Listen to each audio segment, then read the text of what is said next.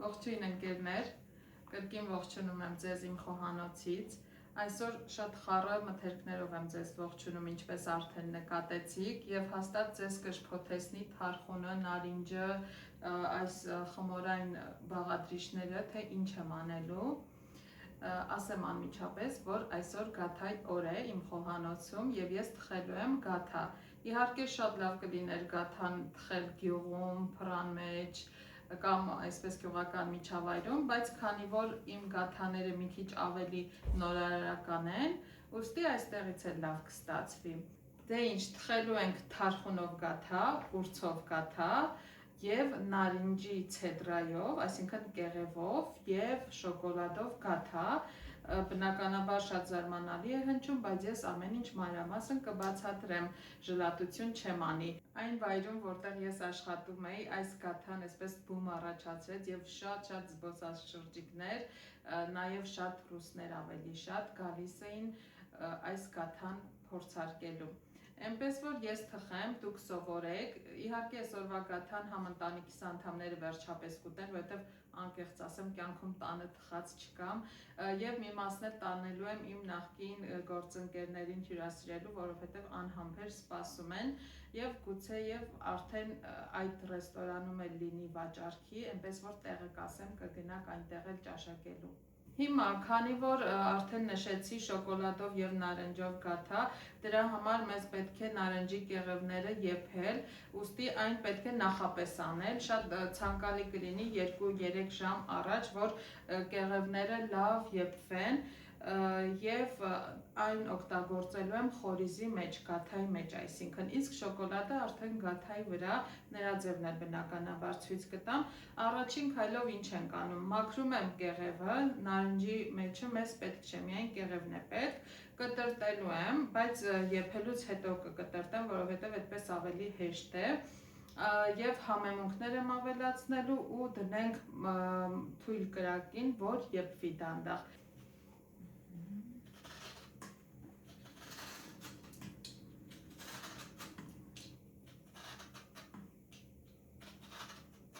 Հիմա ընկերներ, կեղևը արդեն պատրաստ է կաթսայի մեջ, ավելացնելու եմ մոտ 1 գթա շաքարավազ,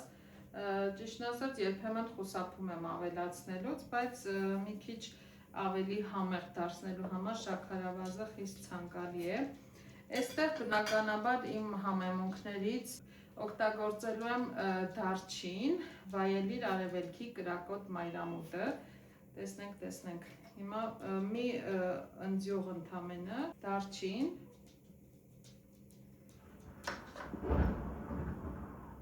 ամպը գորում է, ավելացնելու եմ մեխակ, տուրք համուն անցյալի դառը հիշողությունները, ինձ թվում է մեխակով թեյ շատերդ եք սիրում եւ երբ որ այսպես ըմպում եք, ինչ-որ հանգստություն է իջնում ձեր վրա թախից, բայց նաև մեխակը հուշում է, որ անցյալի քամուն տակ այդ հիշողությունները թաղծով։ Այստեղ մեխակ եմ լցնում, շատ չէ, մի 10 հատիկ երևի։ Մի լայֆհակ ցույց տամ ձեզ, որ խոհարարության մեջ շատ է օգտագործվում։ Այս երբ որ եռա այս զանգվածը թույլ կրակով, ինքը որպեսի գոլորշին շուտ չցնդի, այլ հետ գնա եւ այդպես համերը մնան ներսում, կափարիչը այդքան էլ լավ տարբերակ չի եւ օգտագործում ենք այս յուղաթուղթը կոնտակտային տարբերակով։ Ինչ ենք անում։ Հիշում եք, որ փոքր ժամանակ փաթիլներ էինք սարքում թղթից։ Այսպես ծալում ենք, մոտավոր չափը մեջտեղից մինչև եզրը մոտավոր կտրում եւ ծայրը մի փոքր կտրում, որպեսզի մի քիչ թթվածնի համար անցկտողնենք, այսպես կլոր ստեղծում ենք կոնտակտ ջրի եւ թղթի հետ, վերջ, փակում ենք այսպես ու դնում ենք կրակին եւ մոռանում, բայց այնքան չմոռանաք, որ վառենք։ Ընկերներ, հիմա արդեն անցնում եմ խմորին, նարինջը դրեցի, թող եփվի հանգիստ։ Խմորի համար ինչ ենք օգտագործում, սովորական գաթայի խմոր է, օգտագործելու եմ ալյուր, կարագ, լավ կարագ, որակով, թթվասեր, ձու։ ձվի դեղնուցն եմ օգտագործելու, սպիտակուց չեմ լցնում եւ մի փոքր փխրեցուցիչ ու մի փոքր վանելին։ Հիմնականում խմորի մեջ նայած մարդ վանելին չի լցնում, միայն խորիզի մեջ է լցնում, բայց ինձ թվում է այսպես ավելի մի քիչ համը ավելի նուրբ է դառնում խմորի։ Ես չափաբաժինները նկարագրություն բաժնում անպայման կգրեմ, հիմա քանի որ ես մի քանի տեսակ եմ սարքում, մի քիչ շատ եմ անում, բայց արդեն գրամաժներով եմ անում, էլի, օրինակ 800 գրամ ալյուր է ինձ հիմա պետք 2 բաժնի համար, ես մի բաժնի գրամաժները կգրեմ նկարագրություն բաժնում, արդեն եթե ձեզ հետաքրքիր լինի կարող եք սարքել։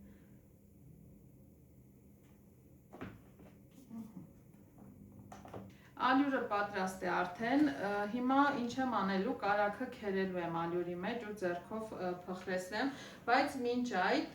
սա թթվասերն է, թթվասերի մեջ առանձնացնելու եմ ձվի դեղնուցները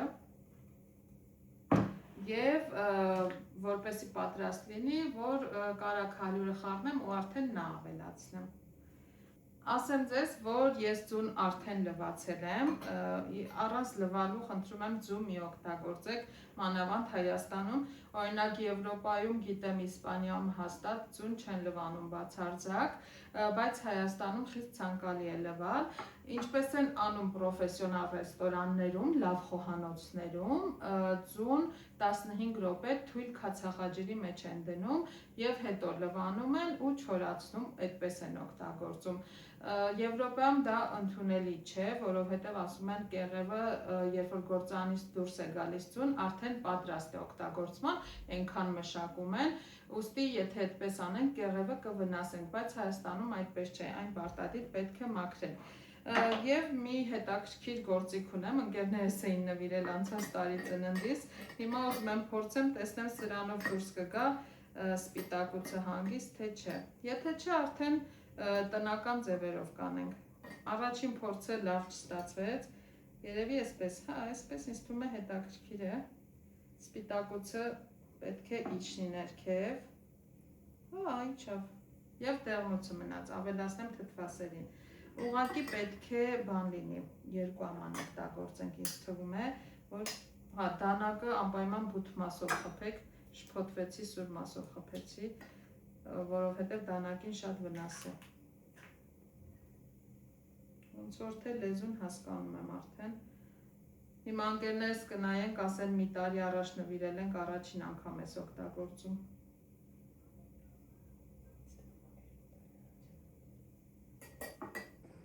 Իդեպ, եթե հետաքրքիր է, կարող եմ առանձին հոլովակով պատմել ձեզ խոհանոցի հիգիենայի պահպանման կանոնները,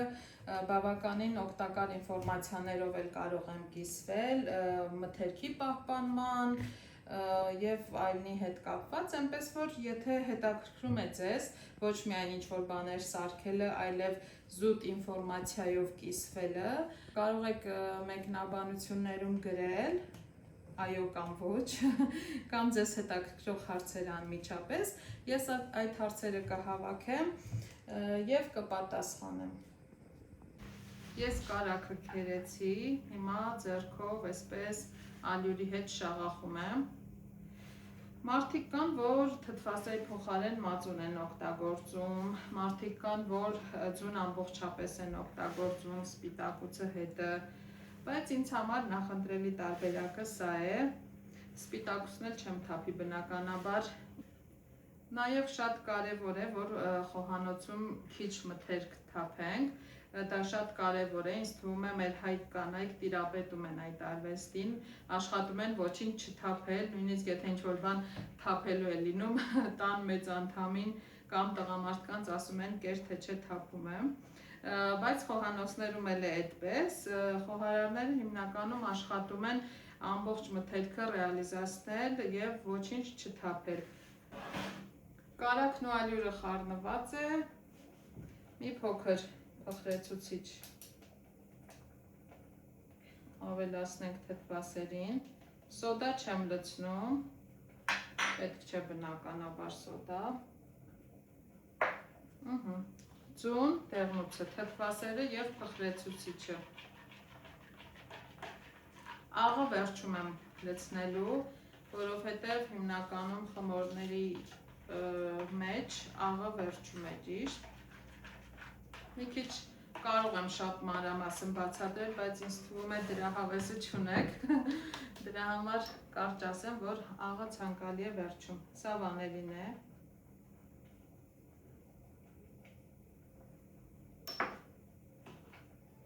Ավելացնում ենք ցվի և թթվասերի զանգվածը։ Ես խմորը արդեն հունցում եմ, շատ հունց էլ պետք չէ, արդեն իրար եմ խառնել, մի փոքր աղ եմ ավելացնում։ Տեսեք, ևս մի քանի րոպե այսպես խառնում եմ, որ համասեր զանգված ստանանք և թողնեմ կես ժամ հանգստանա։ Կես ժամից հետո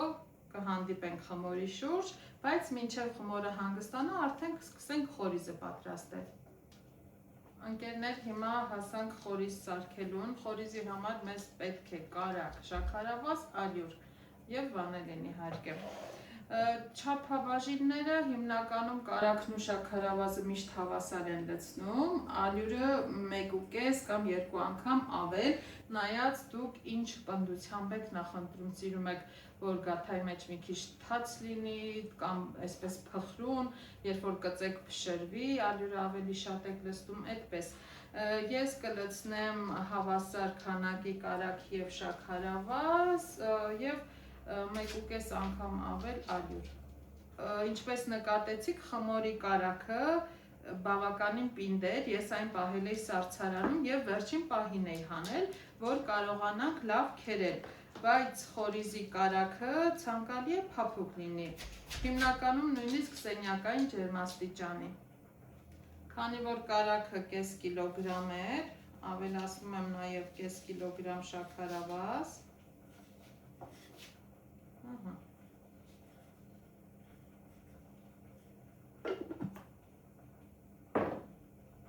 Ավելացնում եմ վանելին։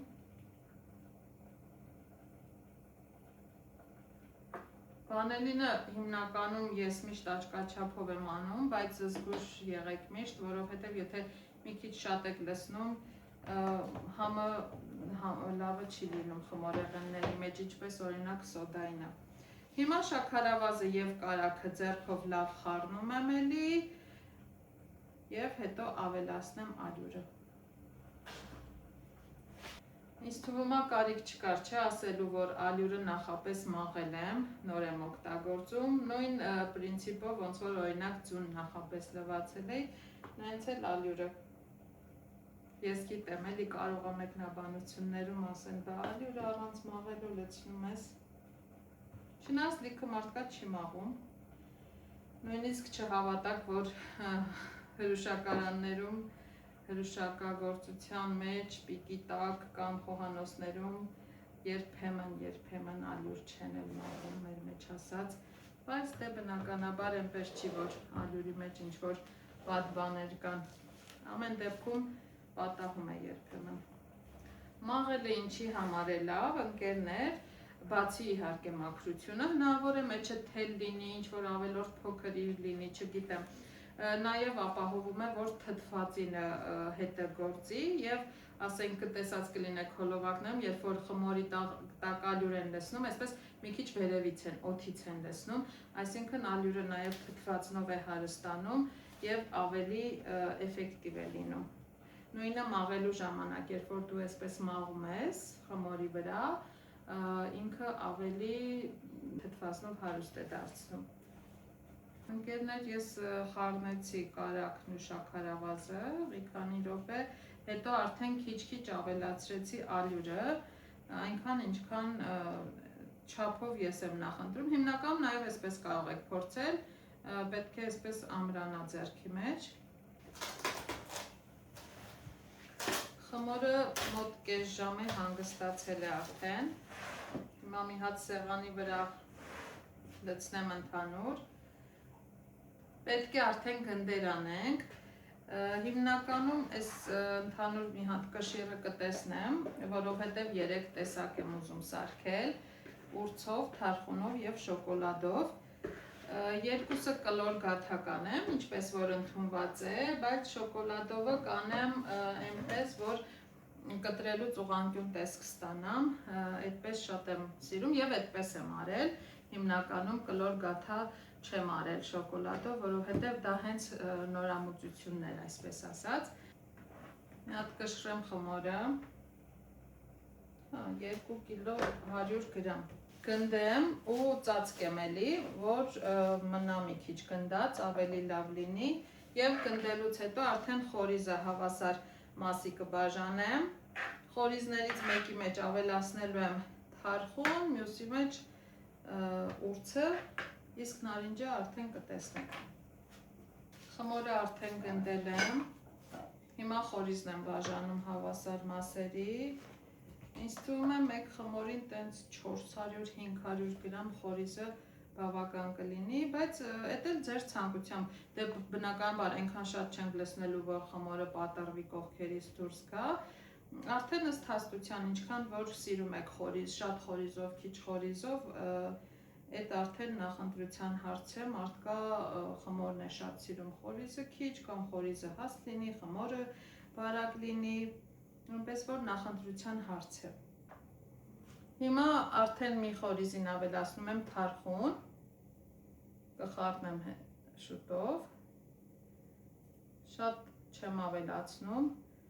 թարխունը, այս թարխունը խորիզը խառնելու եմ ու գաթայի մեջ եփվելու է, գույնը չի սևանում, չի մքվում, շատ հաճելի է լինում։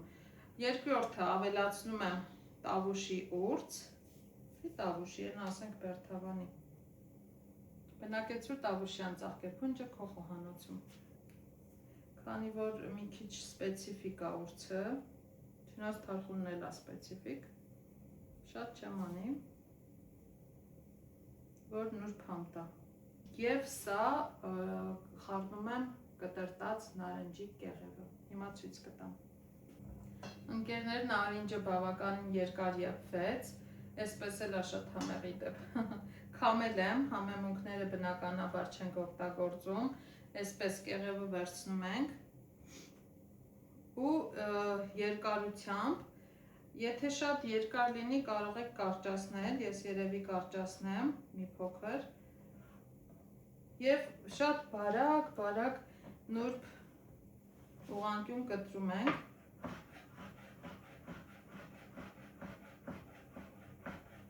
հուշեք լինում, որ մատերը չկտրեք, այս սենց բարակ, թել, ինչպես ասում են, մատերը գիտեք չէ, ոնց ենք բռնում, որ չկտրենք, այս սենց 4 մատը ուղիղ, այսպես, որ այս ֆալանգները կպնեն դանակին ու մատերը չկտրենք, տեսնում եք, շատ բարակ էլ չեմ ուզում, որ համը զգացվի բերանում և այսպես խառնելու եմ խորիզին, պատկերացնում եք արդեն ինչ համեղ է լինելու, ես արդեն մի անգամից ուզեցա գաթայով սուրճ խմեմ, արդեն խմորը կբացեմ, հերթով կթխեմ, թարխունը ուրցը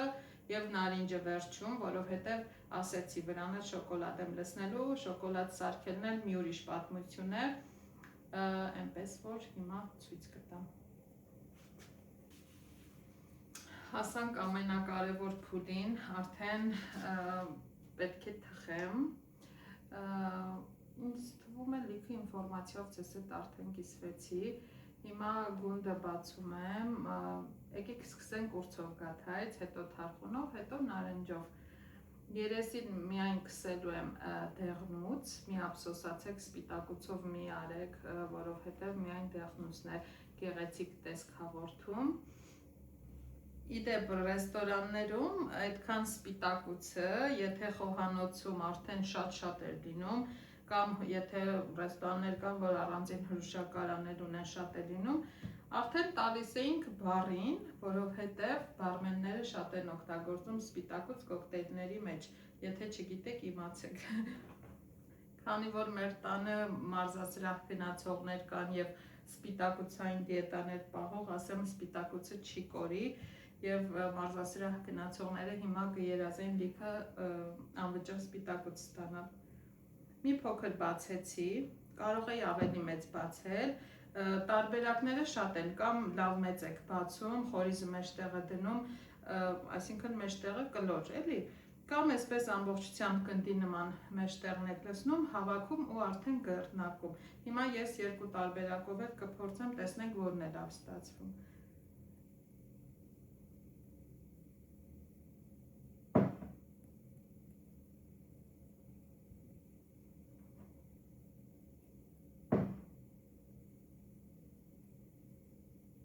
Շատ խորից չեմ ուզում անել, որովհետև ավելի շատ սիրում ենք բարակ խորից լինի մեջը, քան հաստ։ Ինձ թվում է այսքանը բավական է։ Մոտավոր 300 գրամ ստացվեց։ Հիմա սենց փակում ենք։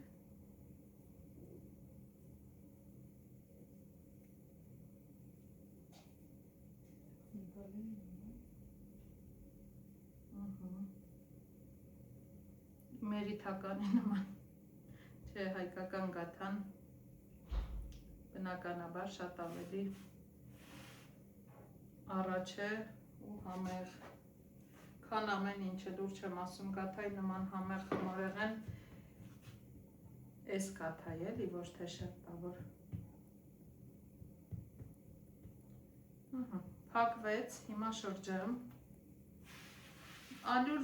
աշխատեք շատ չօգտագործեք, որովհետև ինքը խմորը արդեն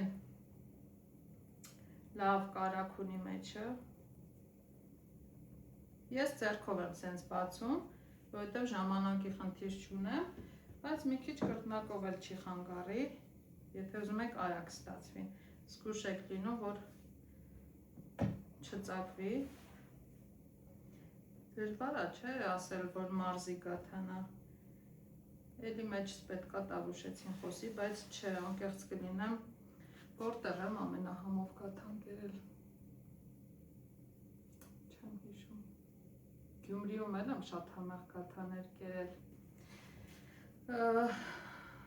Գավառի, էլի փախլավան էլ գաթաներ անմահական են, գառնի, էջմիածին, ամեն տեղին է։ Ես քանի որ ողջ Հայաստանի մարզերում շատ ընկերներ ունեմ, հիմա իմ ընկերները չնեղանան ինձանից, բայց ամեն դեպքում ինձ թվում է բոլորին էլ համեղ է, բայց տավուշինը մի քիչ ավելի համով է։ Իդեպ գիտեք չէ, որ տավուշում, նախկինում, հիմա էլ լիքը մարդիկ կան, որ խոզի յուղով են անում գաթան, կզարմանաք իհարկե, բայց շատ համեղ է ստացվում ու եթե ձեզ չասեն, որ դա խոզի յուղով պատրաստված է, դուք դա չեք հասկանա։ Վերջ կլոր գաթան պատրաստ է, հիմա տեղափոխեմ թավայի վրա, ձուն կսեմ, նախշեր անեմ, ափսոս գաթային նախշիչ այդ փայտի չունեմ, բայց ոչինչ։ Եվ ուղարկեմ ջեռոց, ջեռոցս մի քիչ հին մոդել է ու չգիտեմ ոնց կթխի, հիմա 200 աստիճանի տակ արդեն միացրել եմ, երևի մի 20 րոպեում կթխվի ինձ թվում է։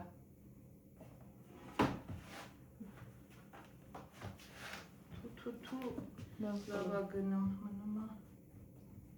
Լավ էլ թխվի։ Բան արա էլի տակին բան չեմ կսեմ եմ։ Հա, ես այսում։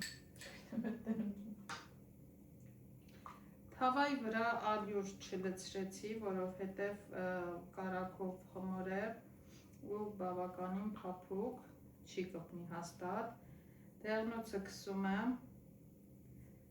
հետո բնականաբար պատարագաղով ծակծկեմ, նախշեր անեմ և ուղարկենք ջեռոց։ Ինձ թվում է արժի արդեն կոֆեի մասին մտածել։ Երբ որ թխում էի ռեստորանում, էդ էլ պատմեմ, ուղղանկյուն գաթաներ էի թխում, ոչ թե կլոր, որպեսզի կտրտելուց այսպես սիրուն ուղղանկյուն կտորներ լինեն վաճառքի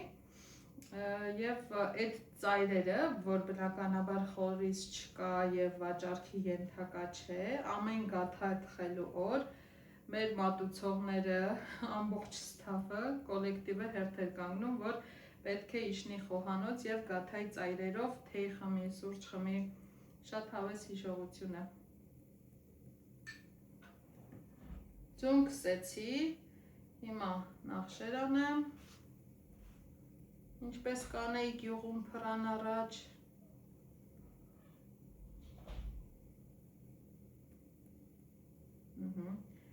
նազուկի նման։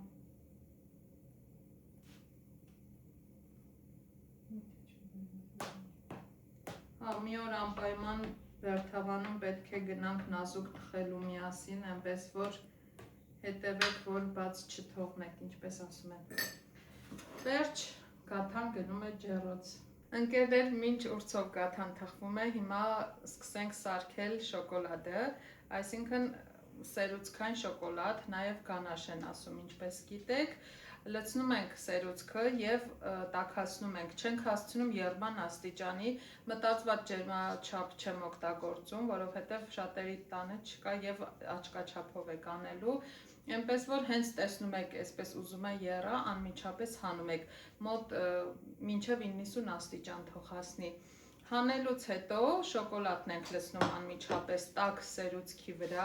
խառնում ենք հանգիստ 1-2 րոպե, մինչև որ մի քիչ հալվի և արդեն հարիչով հարում ենք, ավելացնում ենք նաև վանիլին ըստ ցանկության։ Հարում ենք, համասեռ զանգված է դառնում և թողնում ենք սառի։ Ուշադիր եք լինում, որ մինչև վերջ չպնդանա, այնքան որ գլազուրի նման արդեն կարողանաք ցանկացած հարթության վրա լցնել։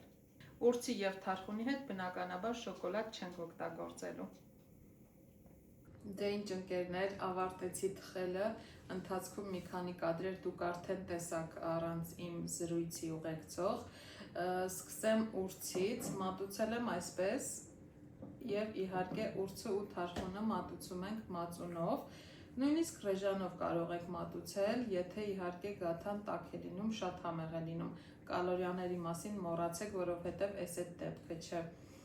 Ուրցը լցնում ենք մածունը և ըստ ճաշակի ուտում ենք, նույնը թարխունի մասին կարող եմ ասել, իհարկե մի քիչ պետք է դժգոհեմ իմ ջեռոցից, որովհետև երևի 20 տարեկան ջեռոց է գյուղից Երևան եկած, բայց արդեն ժամանակն է երևի գյուղ գնալու, դրա համար արտաքին տեսքը մի քիչ իմ ուզածի նման չէր, ավելի պրոֆեսիոնալ չէր, ինչևէ, բայց տան պայմանների համար լավ է։ Եվ արդեն գամ այս թագուհու առաջ բերեմ, շոկոլադով գաթան, մի նկատառում էլ շոկոլադով գաթայի շուրջ անեմ, աշխատեցեք, որ շոկոլադը լինի դառը 80% և ավել շոկոլադ, որպեսզի գանաշը լավ ստացվի, արդեն մոտավոր տեսակ, որ ես տաքացրեցի սերուցքը, շոկոլադ ավելացրեցի, հարեցի և սպասում եմ այնքան ժամանակ, մինչև որ սառի, բայց ուշադիր եք լինում այդ պահը չկորցնեք, որ պնդանա, եթե պնդանում է, արդեն կարող եք օգտագործել միկրոալիքային վառարան կամ եթե չունեք, ուղղակի գոլորշու վրա մի քիչ տաքացնել, հետ բերել և օգտագործել։ Տեսեք ինչ գեղեցիկ է շոկոլադը, խորիզը ներսում և խմորը։ Քանի որ շոկոլադով գաթային պետք է ժամանակակից տեսք տամ, իհարկե, ավելացնում եմ մանրացրած պիստակ, ես են դուբայսկի շոկոլադի պահն է, էլի, հիմա մոտիկից էլ ցույց կտամ, շատ գեղեցիկ է լինում։ Սա ստեղծել եմ այն ժամանակ, երբ որ շատ թրենդային էր Դուբայի շոկոլադը ու այսպես գեղեցիկ տեսք է ստացվում և գեղեցիկ մատուցում ենք այսպես։ Մատուցման մի ձև էլ ասեմ, որը ի դեպ անչափ համեղ է նույնպես, շոկոլադի գաթայի հետ և ընդհանրապես նաև շատ սազում է ծիրանաչրով, ընկույզով գաթայի հետ, այսպես դնում ենք պաղպաղակ, ըստ ճաշակի, հիմնականում սպիտակ վանիլային պաղպաղակն է շատ համեղ լինում, մի քիչ խառնում ենք շոկոլադի հետ, բայց արտաքին տեսքը ուշադիր ենք լինում, չփչացնենք և մատուցում ենք այսպես, շատ համեղ է լինում։ Նույն պաղպաղակը կարող ենք օգտագործել բոլոր գաթաների դեպքում էլ, իհարկե այդ ժամանակ մածուն չենք մատուցում հետը, ամեն դեպքում շոկոլադովի հետ ավելի է սազում։ Դե ինչ, մենք երևի արդեն թեյ ենք սրճենք այս գաթաների հետ, բեկին զուգահեռ հազում է, երևի շատ է ոգևորվել, ուզում է գաթա ուտել։ Քանի որ առաջինը պետք է խոհարարը փորձի, ես մի հատ այս շոկոլադով գաթայից փորձեմ, մնացածի համա անկեղծ ասած տեսել եմ։